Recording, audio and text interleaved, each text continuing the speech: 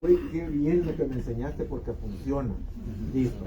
Ok, entonces pues comenzamos. El tema es estrés oxidativo, pero realmente va más allá de lo que se conoce como un estrés oxidativo mitocondrial. Uno de los objetivos es dar a conocer las complicaciones de vivir con el estrés oxidativo mitocondrial y además mitocondrias tienen muchas bondades que nos dan todos los días sin las cuales no pudiéramos existir. El conocimiento se liga a lo que es lo de la Matrix. Entonces, a mí me gusta esto que dice Einstein, que la mente que se abre a nuevas ideas jamás volverá a su tamaño original, así es que yo espero que la de ustedes después de esta charla no vuelva al tamaño original. Y comenzamos diciendo que esto es lo que menos tenemos que hacer los médicos con visión. Una visión plana es imposible para tratar un paciente. Un pensamiento lineal causal es imposible aplicarlo en estos instantes. Nos equivocaremos a cada instante, ¿verdad? Y todo depende de la visión que tenga cada quien. Ya ven, mal pensado, se era un salchitón.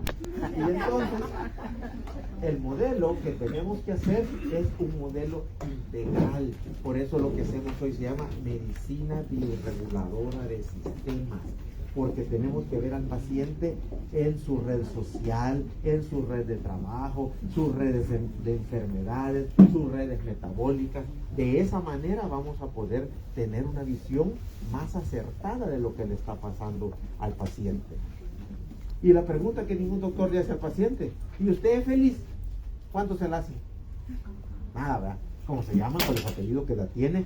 Cuando le comenzó, qué bien, tiqui, tiqui, tiqui, tiqui, tiqui, y le hace un historial maravilloso, pero bien tecnológico nada más. Y de humano muy poquito. Y nadie le dice, mire, una preguntita así chiquitita, ¿y usted es feliz? Y le cae bien su suegra, y la esposa, y los hijos se portan bien. Nadie pregunta eso. Y son de las cosas que más nos dañan. Las mitocondrias, en primer lugar. Entonces, imagínense, este es un análisis, que es lo mejor de todo. Y luego, pues, este modelo indica qué molécula de qué tejido está vinculada con qué molécula en determinado paciente, que no es igual en ningún otro ser humano del planeta. Somos muy, muy diferentes. Y esto de Voltaire, interesante, mire, el médico administra fármacos de los que conoce poco. Llegan los visitadores, doctor, mire, de memoria porque él no entiende ni pepa de lo que recitó. Y el doctor se queda así porque tampoco entendió lo que le dijo, de unas palabras como de 40 sílabas, y entonces, ¿saben qué? El 80% de los doctores recetan lo que el visitador acaba de decirle después que él sale del consultorio.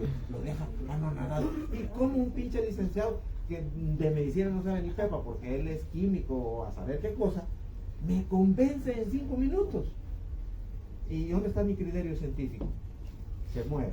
Entonces dice, para curar enfermedades de las que conoce aún menos, para seres humanos de los que no conocen nada. Eso es lo que ha pasado con el COVID. Y da pena que inmunólogos de reconocimiento apoyando la vacunación. Y hoy que la Suprema Corte de los Estados Unidos dijo, ¿sabe qué? Lo que han puesto no es vacuna. Y vienen las demandas. Así dijeron. Y dentro de 3 años se van a empezar a morir todos los vacunados. En mi país se murieron 6 jóvenes en menos de 3 meses, todos en deporte, atletas. ¿Por qué? Porque ya se dijo que la miocarditis post vacunación existe y eso los mató. Entre muchachos de 14 a 20 años, sobre todo. Y además, ni les cuento lo otro que sigue, porque se asusta uno y dice, ¿cómo me la saco? Ya le voy a decir cómo se la saca. Bien, entonces, como todo, empezamos por la letra A, un poquito de historia, porque si no, no podemos conocer el futuro. Las primeras observaciones las hizo un botánico suizo llamado Kolliker en el año de 1880 a 1888. Y él notó la presencia pues, de gránulos en células vasculares de insectos y él las denominó sarcosomas. Llegó incluso a la conclusión de que tenían membranas. Y en aquel entonces, que hoy podríamos decir eran microscopios primitivos, pero en ese instante era el top 10 de la ciencia, ¿verdad?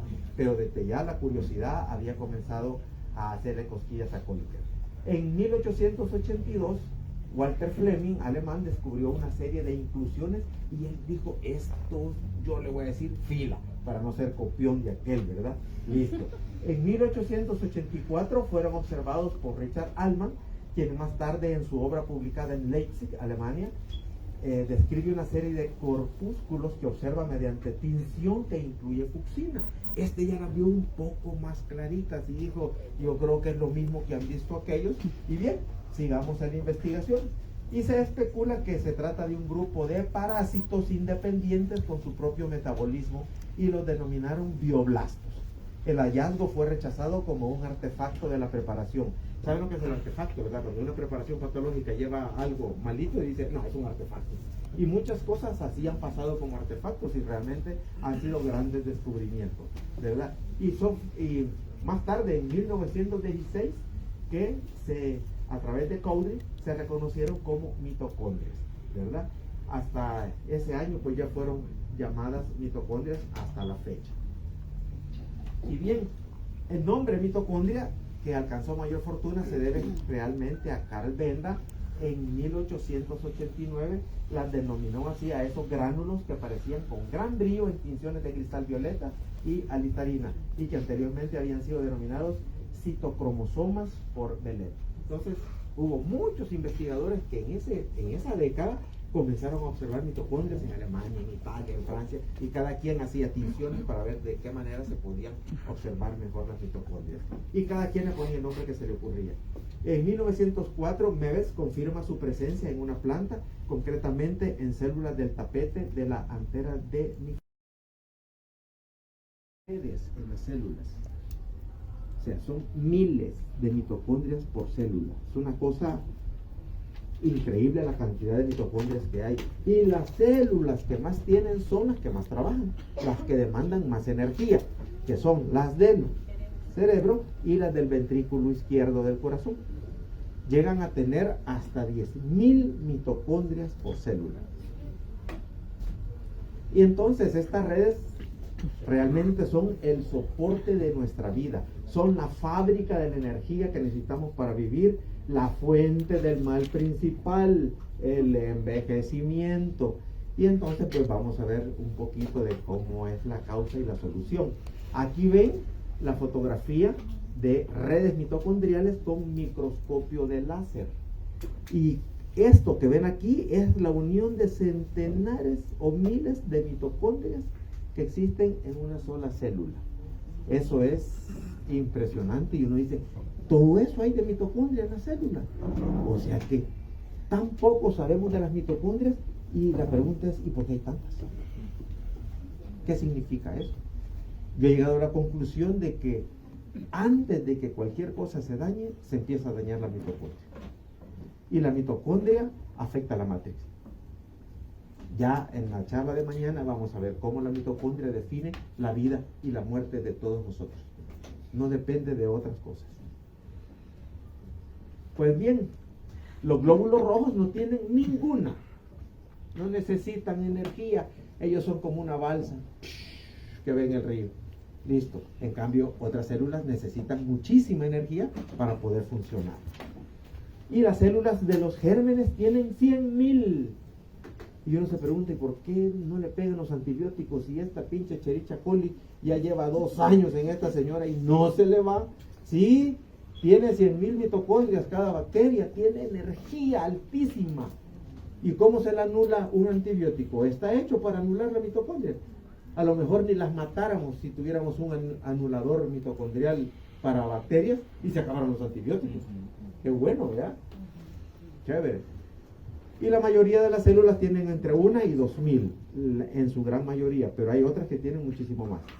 Entonces, las mitocondrias tienen una serie de cadenas de transporte de electrones a través de los cuales pues pasan los mismos de su forma reducida que proviene de los alimentos que comemos, proteínas, grasas, azúcares, que al combinarlos con el oxígeno del aire que se respira y finalmente se utilizan para producir energía y agua. Entonces, de todo lo que comemos, la mitocondria